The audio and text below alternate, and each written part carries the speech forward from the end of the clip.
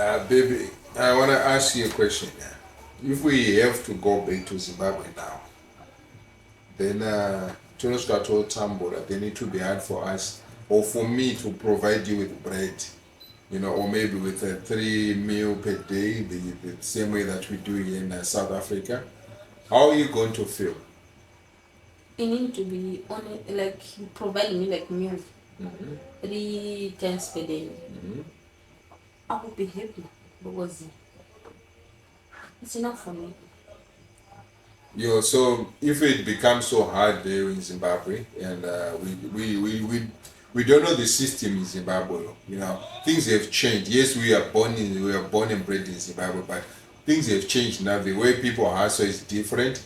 So we are used to this kind of like doing this kind of a business, asking a little bit, then we get at least 100 rands, 200 rands, then we buy whatever. Then back home in Zimbabwe, maybe it might be different. We might not get it the same way we're getting it. So how are you going to feel? Like, how are you going to see me as a provider, as a husband back in Zimbabwe if I'm failing to provide you the way that I'm trying to do here? I think first of all, when it comes to it, I think Zimbabwe, when it comes to chat, isusu maybe isusu kwenda kunoshanda ku Zimbabwe. We can fit times 10 when it comes to, because when it comes to power. We see each other, but we can do it. You can do it, yes. But when it comes to comfortable life, because for example, us, we are planning to build in rural areas. Maybe most of our subscribers, for those people who start knowing us, as we are planning to first building in rural areas. So if we go like now, tomorrow I said let's go home. I don't need things that making me working harder. For example, if you don't plan for water, that is number one, because isusu kwatinochera mvura kwedu kumusha uku kure guys, like ende pano muchimugodhi munodhonzwa netambo kudai. Senini semukadzi anga ari busy achifoshora, mukadzi aishanda kuprazi, mukadzi aiita zvokuswera ndichishanda mudzimba dzevarungu. I can't manage that life. That's the one open discussion. To other also ladies on comment section, maybe we can agree on this one, because I can't, because the reason why I happened to Zimbabwe, I'm now retiring. I'm now going to retire. Then ndasvika baba ndakuda kuenda ku Zimbabwe ndakutanga umbrella farming, because as we know, umbrellas ane mari. Zvaine mari asane basa rakaondera kudi rekuita. I can't wake up early and don't time mvura kuchimugodhi chiri sasu. Ndoya ndakasenga mumusoro, because already in this side I'm doing that job. I'm working like crazy this side. So I can't go, because this is my retirement place, so I don't want to go and work very hard like crazy. Nemge makusendo ndaumbata line nevamwe wakadzi, so wasting my time nichita makuwa nevanhu ndichibvunzwa makwa, because the more wakamira paline the more you comment nyaya dzevanhu. So I don't want that type of life, because I already see it here in South Africa, even because kushanda kwatinoita tiri munomu, like isusu department ratinoshanda naro, it's a tough job. Yeah. So I don't want to continue with that life. I think we ndozvokuzoti, because maruzeva, you need to respect your husband no matter what. Ndozvokuzoti ndizotuma kuti nanochererawo mvura.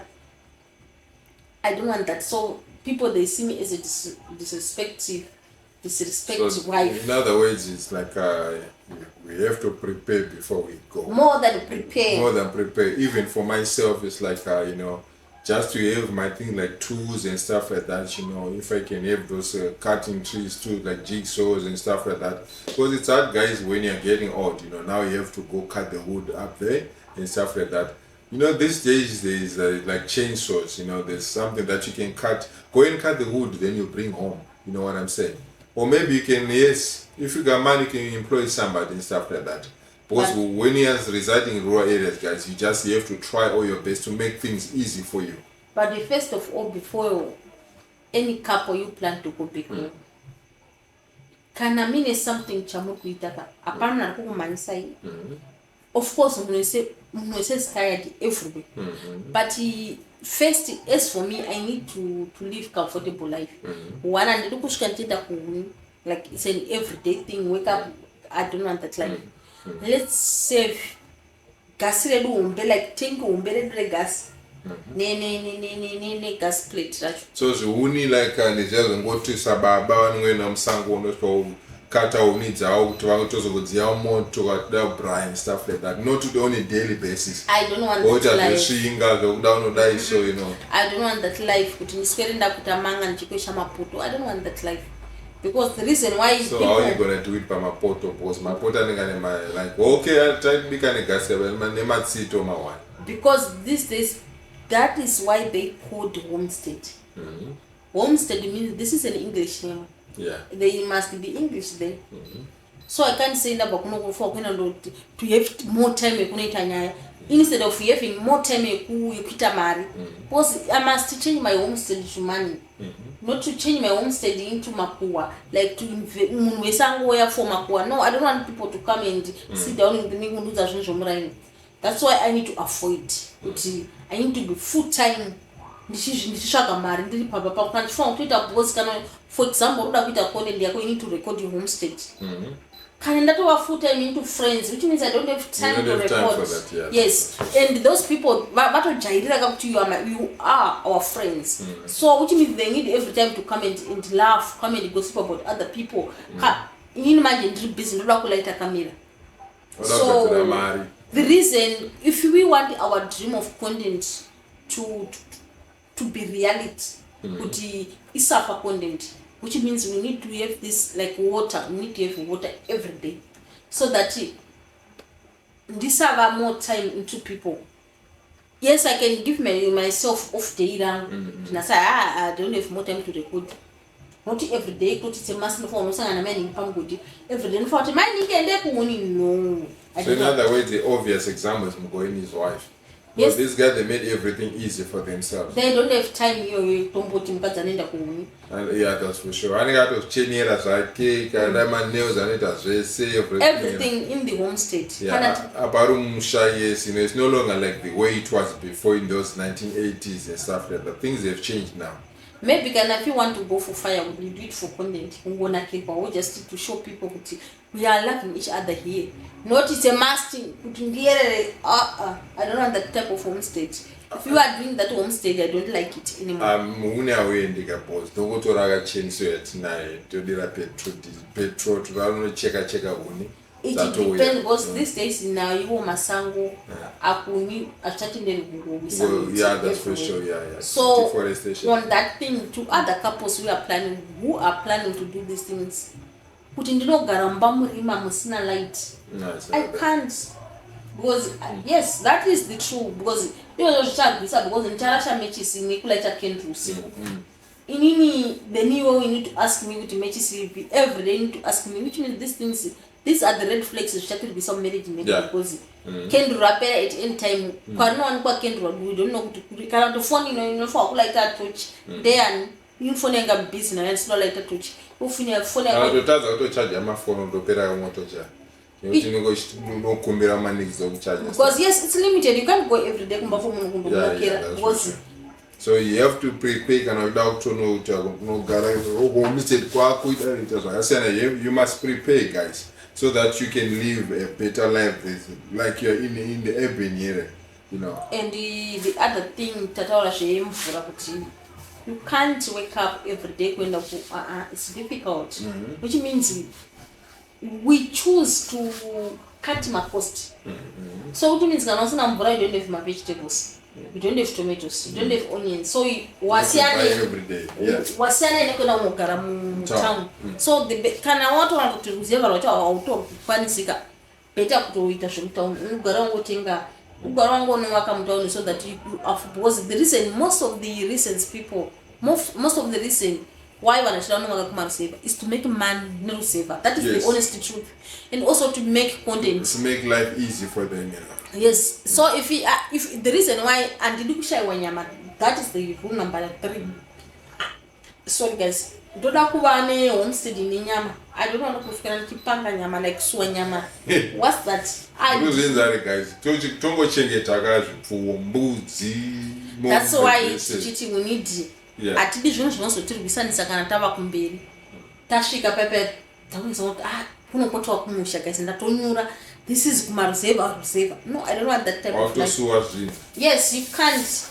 Hauna mvura ekuti unokwanisa kuisira madhadha mvura kuti uzokwanisa kudya nyama. Hauna mvura yekuti ufide mbudzi. Because the reason why chida kuenda kumaruzeva kuti toda kuva nezvinhu zvese panzvimbo 1. Also tozvitena kuzviita business. Maybe kana ndikaita mbudzi dzangu mangwana turn them into butchery, then I start selling nyama ndiri pamba ipapo ndotenga DP yangu ndopeka nyama yangu ndesamudp. That is the other reasons why tichida kunogara kumaruzeva. So that's why we said we need comfortable life yekuti pane mumwe ndakamboona wekuangola kana kuti kuNigeria murume uyu akarora mukadzi wake wekuUK. So that guy akavaka upstairs house yake. They live like they are in town, guys. Vanorima mapfunde, vanorima muunga rukwesa, like traditional, everything about traditional they turn it into bozi. Vanarutera into like vanane sugar, vananzi vanodya zvinhu zvakadaro. Vananzi machi zvinosina sugar yakawanda. So mapfunde, rukwesa, like traditional meal, most of these things. Ndozvanorima ipapo, which means they are now into business. So every day pawanoita kuendeya vanenge vakatopeka zvinhu zvavo into money. Yes. Very healthy. Kana mchichidya mimi, guys, you can see that even your body zvasiyana kudya genetic modified food amunodya diaspora. And every day, most of their content unokwanisa kutomuona chitora yagara kuno, which means they are marketing their stuff kuti if you wotobvunza kuti nyama yagara kuno, where do you buy it, which means vatorinayo pamba pavo. So but for sure, guys, people are in back home vakazvigadzira vakaplan their things, then they had their homestead and living better life than most people in towns, and they turn it into money.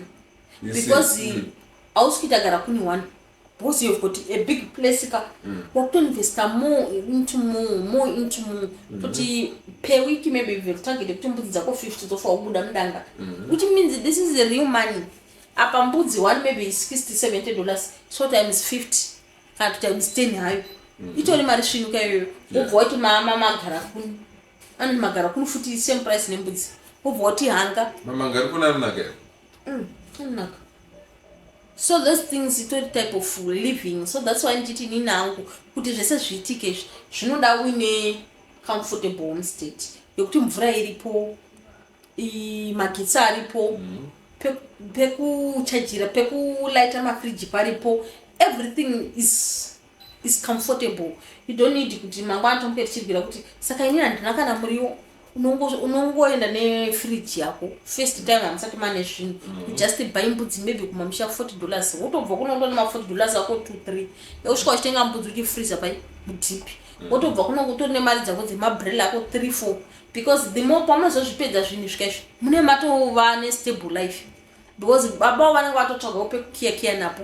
But mabva kuno kune second hand stuff yenyu amunofa kutosvika muchitotengesa makutona $1 panozopera muriwo uya wese wamakafreezer uya you are into the next level. And you see the other thing that I love about the homestead, especially like in the rural, if you get a full zako and paungotsvaga mari hazvizooneki kuti hamuna mari mumba because mune chikafu chirimo, because mari dzame munadzo that you'll be accumulating, most of them empty save or maybe towards mama project.